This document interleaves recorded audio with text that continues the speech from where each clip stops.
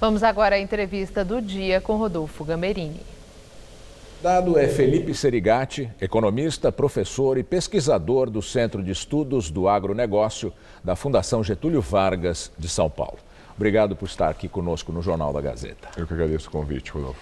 Bem, os números da economia foram menos mal do que estavam vindo, o PIB cresceu um pouquinho, mas fundamentalmente puxado pelo agronegócio. Como é que se explica isso? Bom, o universo agro, ele foi o setor que sentiu os menores impactos de toda essa forte recessão. Por que isso?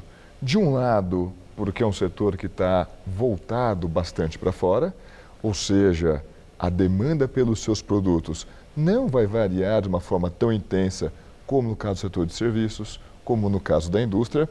E, por outro lado, o universo agro, ele não está com aquele problema estrutural da economia brasileira, que é falta de competitividade, que é um problema de produtividade.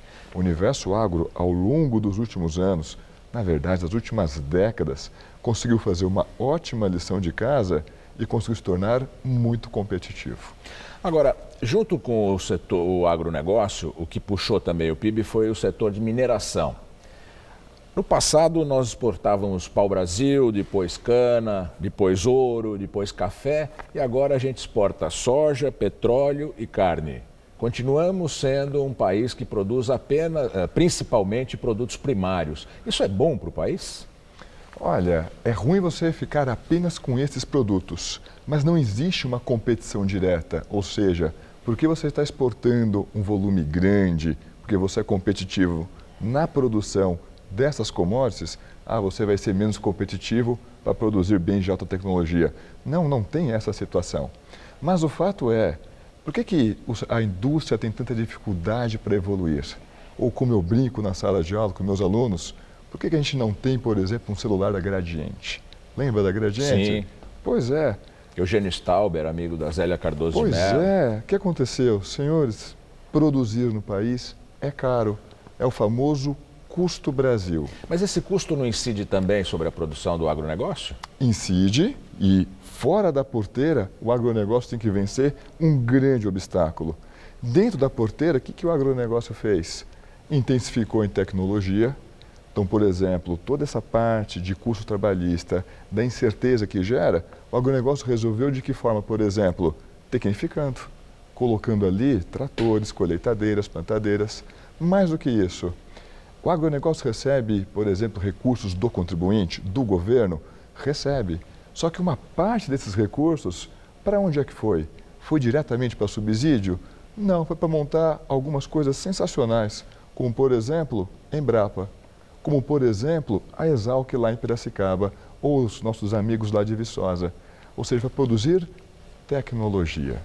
Quer dizer, o sucesso do agronegócio, na sua opinião, está ligado à inteligência aplicada ao negócio, à qualificação do negócio. Exatamente, a um conjunto de estratégias que tiveram como objetivo, ou mesmo que não fosse tão intencional assim, aumentar o quê? A produtividade.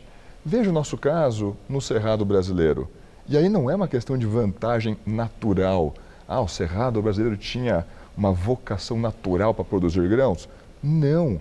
É um sólido que não é muito rico. É um sólido ácido.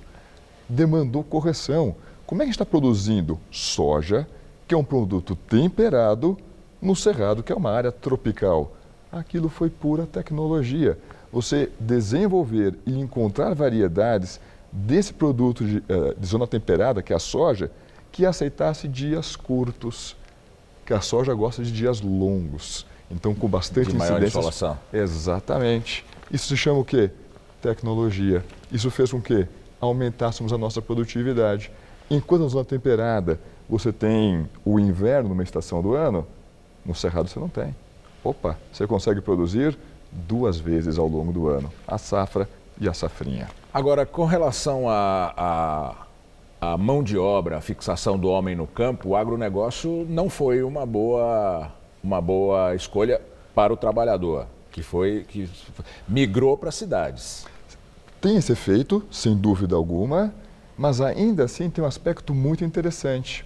Em geral, quando as pessoas pensam no agronegócio, tem aquela ideia, parece, daquele velho coronel que ficava sentado na varanda, comandando tudo.